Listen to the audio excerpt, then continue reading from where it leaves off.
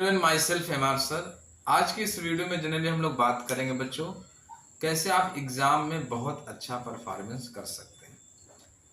अभी बहुत सारे स्टूडेंट ऐसे होंगे जिनके हाफ ईयरली के एग्जाम कंप्लीट हो चुके होंगे और बहुत सारे ऐसे स्टूडेंट होंगे जिनका हाफ ईयरली का एग्जाम अभी चल रहा होगा।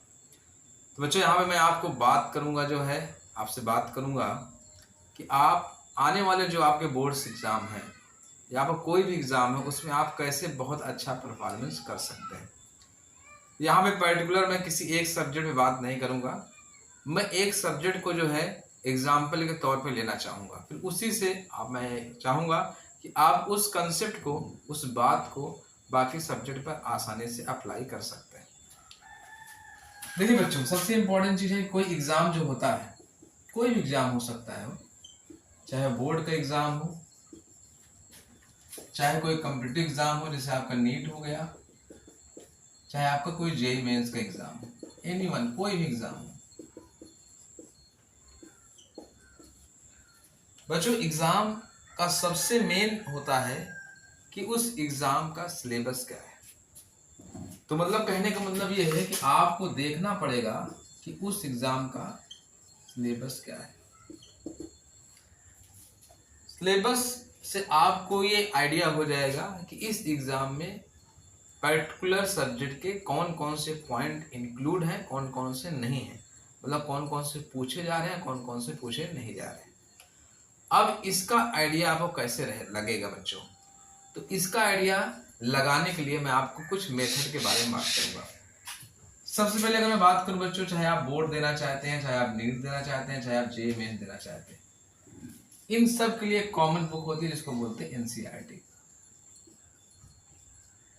सबसे पहले बच्चों आपको एनसीईआरटी को बहुत अच्छे तरीके से बुक ओरिएंटेड होकर लाइन बाय लाइन, चाहे वो फिजिक्स हो, चाहे केमिस्ट्री हो, चाहे आपकी बायोलॉजी हो, कुछ भी हो बच्चों, उसको अच्छे तरीके से आप पढ़ेंगे, लाइन बाय लाइन पढ़ेंगे।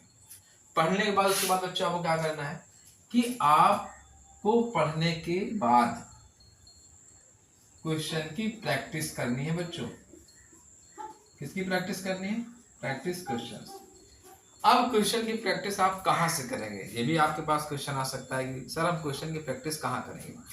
तो क्वेश्चन की प्रैक्टिस आप बच्चों यही एनसीईआरटी में आप देखेंगे 3 जगह पे आपको क्वेश्चन के टाइप दिए रहते हैं। पहला होता है सॉल्व्ड एग्जांपल, सॉल्व्ड एग्जांपल होंगे बच्चों। दूसरा आपका इंडेक्स के फॉर्म में दिए रहते हैं क्वेश्चन, और थर्ड आपका बच्चों एक्सरसाइज के फॉर्म में दिए रहते हैं। इन सब क्वेश्चन को बच्चों आपको करना है। ये सब क्वेश्चंस होंगे कैसे? जब आप बुक ओरिएंटेड होके एवरी सब्जेक्ट के एवरी चैप्टर को लाइन बाय लाइन अच्छे तरीके से आप पढ़ेंगे।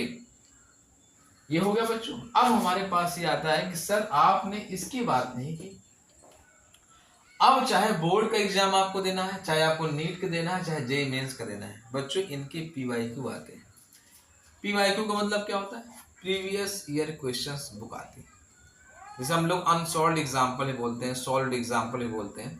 उसे आप लेंगे और लेने के बाद एवरी चैप्टर को आप एनालाइज करेंगे कि इन चैप्टर के कौन कौन से पॉइंट बहुत ज़्यादा इंपॉर्टेंट है, जो बहुत इंपॉर्टेंट है वही बार बार आएंगे। तो मतलब कहने का मतलब ये है कि जब ये पहला आप क्राइटेरिया पार कर लेंगे बच्चों, दूसरे क्राइटेरिया की तरफ आपको जाना है, पीवाईक्यू करना है। आपको क्या करना है बच्चों? पीवाईक्यू। अब चाहे आप बोर्ड का कर सकते हैं, बोर्ड के लिए आप देखते होंगे मार्केट में बहुत सारे राइटर की, अरिहंत हो गया, वो सवाल हो गए, बहुत सारे राइटर के आते हैं। जेईई मेंस आपको देना है, जेईई मेंस का भी आप करेंगे चैप्टर वाइज, और किसका करेंगे बच्चों? नीट का भी आप करेंगे। मैं यहाँ पे बच्चों आपको सबसे पहले सजेस्ट करूंगा कि आप चैप्टर वाइज खरीदें। आपको मिक्सअप नहीं करना है, मिक्सअप वाला नहीं लेना है कि जिसमें एक साथ सभी चैप्टर्स हो, उसमें आप कंफ्यूज हो जाएंगे। जब आप चैप्टर वाइज करेंगे बच्चों तो आप एनालाइज कर पाएंगे कि जो मैंने पढ़ा यहाँ पे, जो मैंने क्वेश्चंस लगाए, और उसके बाद इन पेपर्स में जो आए हुए क्वेश्चन हैं, इन बोर्ड के एग्जाम, जेईई मेंस के एग्जाम, नीट के एग्जाम में जो आए हुए क्वेश्चंस हैं, क्या वो कहीं ना कहीं उनके कंसेप्ट सेम है कि नहीं है। बच्चों मैं फिर यहाँ कहना चाहता हूँ, क्वेश्चन सेम नहीं हो सकता या हो भी सकता है, लेकिन कंसेप्ट उनके सेम होने के चांसेस बहुत ज़्यादा होते हैं। कई बार बच्चों की कंप्लेन आती है सर कंसेप्ट सेम रहता है, क्वेश्चन सेम नहीं रहते। बच्चों कंसेप्ट मेन होता है, मेन लड़ाई होती है किसी एग्जाम की कंसेप्ट की।